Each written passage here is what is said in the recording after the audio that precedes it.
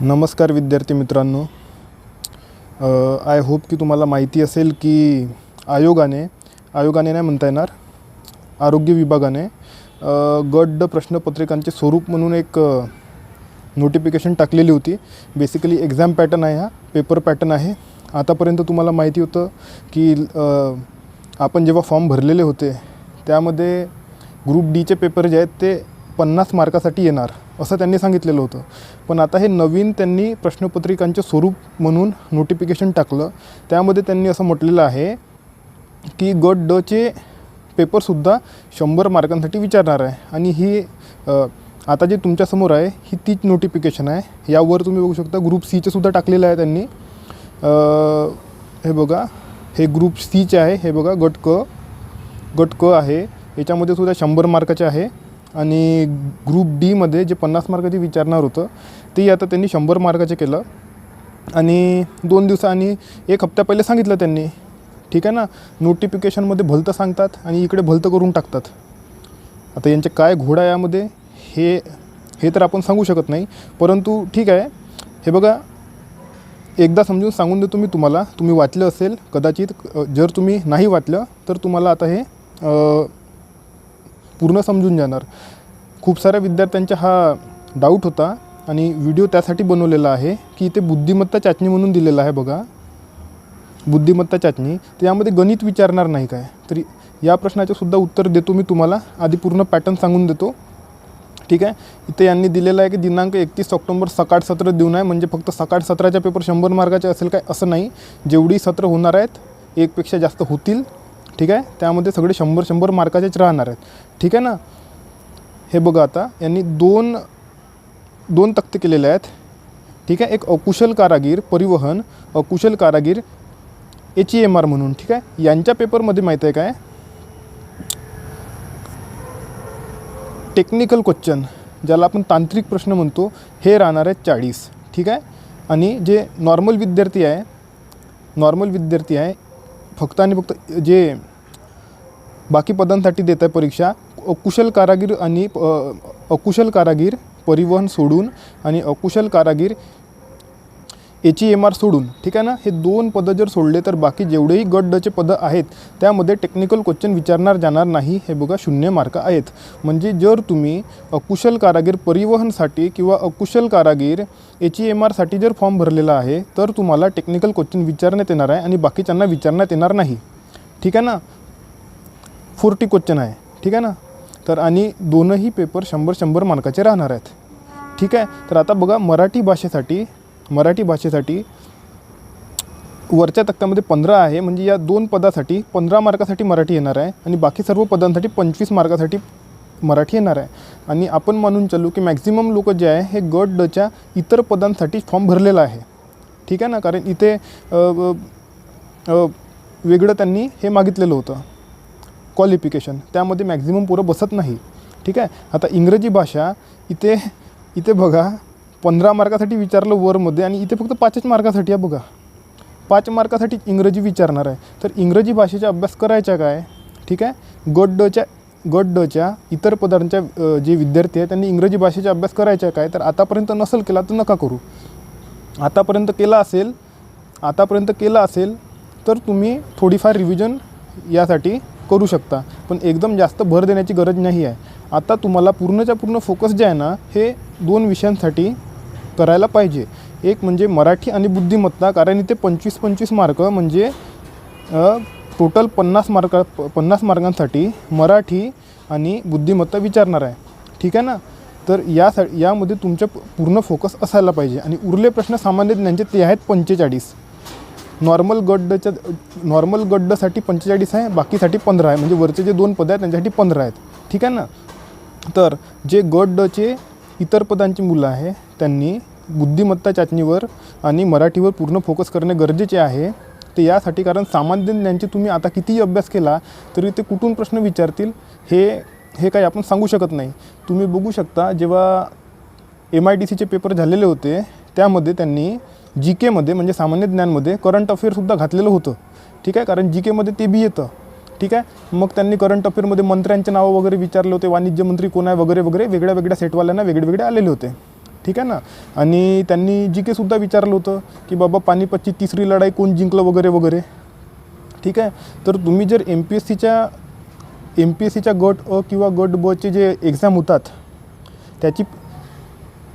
त्या परीक्षांचा अभ्यास करणारे जर विद्यार्थी असाल तर तुम्ही हे प्रश्न आरामात सोडून टाकाल. ठीक आहे. MIDCच्या पेपरमध्ये सुद्धा जे MPSCचे गट अ आणि गट ब चे जे अभ्यास करणारे विद्यार्थी होते त्यांचे फक्त करंट अफेअरचे प्रश्न चुकलेले आहेत GKमध्ये. ठीक आहे. बाकी जेही त्यांनी प्रश्न विचारलेले आहेत इतिहासावरचे, पॉलिटीवरचे, अर्थशास्त्रावरचे किंवा विज्ञानावरचे, ते ऑलमोस्ट सर्व प्रश्न त्यांचे बरोबर आलेत. आणि तुम्ही जर फक्त गट ड चा अभ्यास करत असाल तर मग आता काही होऊ शकत नाही. खरं पाहिलं तर जर तुम्ही आतापर्यंत GKचा अभ्यास केलेला नाही तर मग आता काही होऊ शकत नाही.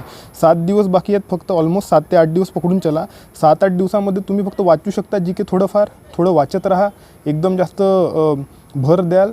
पाठ ते होत नाही. जे लोक नियमित अभ्यास करतात फक्त त्यांचा अभ्यास चांगला असतो. ठीक आहे ना. तर आता हे 7-8 दिवस फक्त तुम्ही मराठी आणि बुद्धिमत्ता चाचणीवर फोकस करायचं. आता मेन प्रश्न असा आहे, हे मिटून टाकतो. आता मेन प्रश्न असा आहे की बुद्धिमत्ता चाचणीमध्ये यांनी ते 15 मार्क लिहून आहे आणि ते 25 मार्क लिहून आहे. याच्यामध्ये गणित विचारणार नाही का? यांनी फक्त आणि फक्त बुद्धिमत्ता दिलेलं आहे तिथे. ठीक आहे ना. फक्त बुद्धिमत्ता दिलेलं आहे 25 मार्क. तर यामध्ये गणित विचारले जाणार नाही काय? तर कदाचित 2-3 प्रश्न टाकतील. ते मॅक्सिमम 5 प्रश्न ते गणिताचे टाकू शकतात, मॅथचे. ठीक आहे ना. यावरती जाणार नाही. तुम्ही बघा MIDCच्या पेपरमध्ये सुद्धा त्यांनी गणितावर काही जास्त प्रश्न विचारलेले नव्हते. बायचान्स 1-2 गणितावरचे प्रश्न झळकले. बाकी ऑलमोस्ट सगळे प्रश्न रिझनिंगवरचेच होते, बुद्धिमत्ता चाचणीवरचेच होते. तर फक्त आणि फक्त बुद्धिमत्तेचाच अभ्यास करा. आता 7-8 दिवस बाकी आहे. तुम्ही आतापर्यंत मॅथचा अभ्यास जर केलेला असेल तर थोडीफार रिव्हिजन देऊ शकता. ठीक आहे. नाही तर फक्त बुद्धिमत्तेचा अभ्यास करायचा. ठीक आहे ना. आणि मराठी भाषेमध्ये बघा 25 मार्कासाठी मराठी भाषा येणार आहे. त्यामध्ये म्हणी, समानार्थी शब्द, विरुद्धार्थी शब्द, ठीक आहे ना, वाक्प्रचार, ठीक आहे ना. तर हे सगळं येणार आहेत. ठीक आहे. तर याचा अभ्यास तुम्ही कितीही केला आणि जर तुम्ही म्हण कधी ऐकलीच नाही आहे, त्यामध्ये तुमच्या कोणता लॉजिक लागत नाही आहे, शब्द तुम्ही कधी ऐकलाच नाही, त्याच्या समानार्थी शब्द विचारला किंवा एखादा शब्द तुम्ही ऐकलाच नाही, त्याच्या विरुद्धार्थी शब्द विचारला, तर ते तुम्हाला तसं येणार नाही. ते कुणालाही येत नाही जर ऐकलं नसेल तर त्याचासुद्धा अभ्यास करू नका.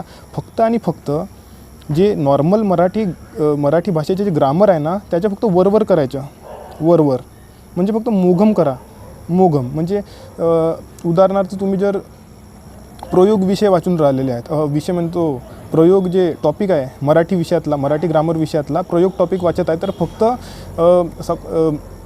कर्तरी, कर्मणी आणि भावे हे 3 वाचा. हे कसं काढावं लागतं ते वाचा. त्यामध्ये मग सकर्मक भावे, अकर्मक भावे असेल, सकर्मक कर्मणी, अकर्मक कर्मणी असेल तर ते वाचू नका अजिबात. त्यामध्ये मग भावकर्तुक असते, कर्तुभाव असते, कर्मकर्तू असते, तर ते सगळं जे आहे ना ते वगैरे काहीही वाचू नका. फक्त कर्तरी, कर्मणी आणि भावे कसं काढायचे फक्त तेवढंच वाचायचं. ठीक आहे ना. म्हणजे फक्त वरवर वाचा. जेणेकरून ग्रुप डी आणि ग्रुप डीच्या पेपरमध्ये जास्त करून खूप काही असं डीप विचारलं जात नाही. तुम्ही MIDCच्या वगैरे पेपरमध्ये बघितलं असेल, खूप काही असं काही त्यांनी विचारलेलं नव्हतं. ज्या लोकांच्या वरवर जरी अभ्यास आहे मराठीच्या, ते लोकंसुद्धा आउट ऑफ मार्क घेऊन आलेले होते. चुकतं कुठं इंग्लिशमध्ये चुकतं. तर आता हे बघा, इंग्लिशमध्ये इथे फक्त 5 मार्क देऊन आहे. 5 मार्कामध्ये इंग्लिशचा वगैरे अभ्यास आता तुम्ही काही करू नका. ठीक आहे ना. नाहीतर तुम्ही विचारा का 7 दिवस बाकी आहे मी इंग्लिशचा अभ्यास करतो. नाही, ते 5 मार्क ते काही विचारू शकतात इंग्लिशमध्ये. येत असेल ज्यांना इंग्लिश येते ना त्यांना अभ्यासही करण्याची गरज नसते इंग्लिशमध्ये. ठीक आहे ना. ते असेच मार्क घेतात. वाक्य बघितल्यानंतर त्यांना समजते की बाबा इथं चुकलं असू शकते आणि मग ते तसं मारतात आणि येतं त्यांच्याबरोबर. ठीक आहे ना. म्हणून इंग्लिशचा अभ्यास करू नका. तुम्हाला इंग्लिश येत नसेल तर अजिबात अभ्यास करायचा नाही. निगेटिव्ह मार्किंग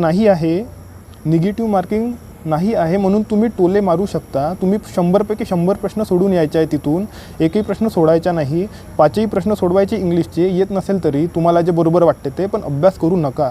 आता फक्त आणि फक्त कशाचा अभ्यास करायचा? मराठी. हे मिटून टाकतो. आता फक्त आणि फक्त कशाचा अभ्यास करायचा? तर मराठी, ठीक आहे, प्लस बुद्धिमत्ता आणि प्लस GK वाचा. ठीक आहे ना. जी केवर वन लायनरचे जर कोणी क्वेश्चन घेत असेल यूट्यूबवर वगैरे, किंवा तुम्ही जिथे स्टडी करता किंवा पुस्तक येत असेल एखादं, तर ते वन लायनर वाचा. आता खूप डीपमध्ये जाऊ नका, मी इतिहासही वाचतो, भूगोलही वाचतो, अजिबात असं करायचं नाही. थोडं थोडं वाचत राहा, कारण जर तुम्ही आतापर्यंत अभ्यास केला नसाल तर तुम्हाला ते तसं येणार नाही. करंट वाचून जा, करंट वाचून जा. कोविडशी रिलेटेड करंट वाचून जायचं, कोविडशी रिलेटेड, म्हणजे 1-2 मार्क तुमचे पक्के होऊन जातात तिथं. ठीक आहे ना. कोविडशी रिलेटेड करंट वाचून जा, येणार आहे पेपरमध्ये, येतेच ते कन्फर्म येणार आहे. ठीक आहे. तर तर एकदा रिव्हिजन सांगतो, काय सांगितलेलं मी रिवाईज करून टाकतो. बुद्धिमत्तेचा अभ्यास करायचा आहे, फक्त बुद्धिमत्तेच्या. मॅथचा अभ्यास आता करू नका जास्त, आधी केलेला असेल तर करा, आता नका करू. ठीक आहे. जी के वाचा, करंट अफेअर वाचा, जास्त डीपमध्ये जाऊ नका, वन लायनर वाचा, आणि मराठीच्या वरवर अभ्यास करून टाका. जेवढेही ग्रामरमध्ये तुम्हाला चॅप्टर दिसतील, प्रयोग असेल, संधी असेल, ठीक आहे ना. अलंकार करून टाका. अलंकारामध्ये जे नेहमी येते अलंकार, जसं उपमा अलंकार आहे, ठीक आहे ना. उपमा येते, रूपक येते, आणि अतिशयोक्ती येते, अतिशयोक्ती. तर हे अलंकार करून टाका. हे 2-3च येणार आहे नॉर्मली. अतिशयोक्ती येते, ठीक आहे. अतिशयोक्ती, रूपक, उपमा, काही नाही जमलं अलंकार, तर हे 3 करून जायचे फक्त. ठीक आहे ना. येतात पेपरमध्ये हे. ठीक आहे. तर मराठीचा अभ्यास करणे, बुद्धिमत्तेचा अभ्यास करणे, आणि जी के वाचणे. गणित करू नका, इंग्रजी करू नका. ठीक आहे. आणि जर तुम्ही वरचे 2वाले असाल, वरचे 2 परीक्षावाले, तर तुमचे जे तांत्रिक प्रश्न आहेत त्याचा अभ्यास तुम्ही आधी केलेला नसेल केला तर तुम्ही नापास होणार आहे कन्फर्म. तांत्रिकचा अभ्यास नसेल, तुम्हाला येत नसेल, तर तुम्ही नापास होणार आहे. पेपर नाही गेले तरी चालते. कट ऑफ खूप हाय लागतो, याच्या कट ऑफ हाय लागणार आहे. मागे जेव्हा MIDCचा पेपर झाला होता, त्यामध्ये राज्यसेवेची पोरं बसले होते, 75च्या वर मार्क बिना अभ्यास करून घेऊन आले आहेत. 75च्या वर मार्क आहेत. ठीक आहे ना. बिना अभ्यास करून 75च्या वर आहेत, आहे ना. तर एवढे जे आहेत मुलं राज्यसेवेचा अभ्यास करणारे, तर यांच्यासमोर तुमचे कॉम्पिटिशन आहे. ठीक आहे ना. इतर पदेवाल्यांच्या. तर जे वरचे 2वाले जे आहेत ना, तर यांच्यासाठी गोल्डन चान्स आहे. ठीक आहे ना. तुम्ही जर याचा अभ्यास केला नसेल तर तुम्ही संधी गमावलेली आहे आता. ठीक आहे. आणि ज्यांनी तांत्रिकचा अभ्यास केलेला असेल आधी, तर जॉब तुमच्या ऑलमोस्ट पक्का आहे. हेच 40 मार्क तुमच्या कट ऑफ डिसाईड करणार. आणि यामध्ये राज्यसेवे वगैरेचे पुरं राहत नाही, कंबाईनचे वगैरेचे पुरं राहत नाही. यामध्ये टेक्निकलवाले पुरं राहणार आहे. ठीक आहे ना. यामध्ये, आणि जे गट डचे जे इतर पदे आहे, यामध्ये असली कॉम्पिटिशन होणार आहे. ठीक आहे. तर फक्त मराठी अभ्यास करणे, बुद्धिमत्तेचा अभ्यास करणे, गणिताचा न करणे, इंग्लिशचा अभ्यास न करणे, आणि जी के वाचत बसणे. ठीक आहे. तर व्हिडिओ आवडला असेल तर लाईक करा, सबस्क्राईब करा. धन्यवाद.